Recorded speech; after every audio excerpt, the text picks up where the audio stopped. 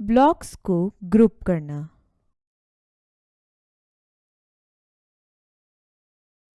अब ब्लॉक को blue palette से ड्रैग करके प्रोग्रामिंग एरिया में ले आएं। अब फिर से ब्लॉक को ब्लू पैलेट से ड्रैग करके प्रोग्रामिंग एरिया में लाकर जोड़ दें।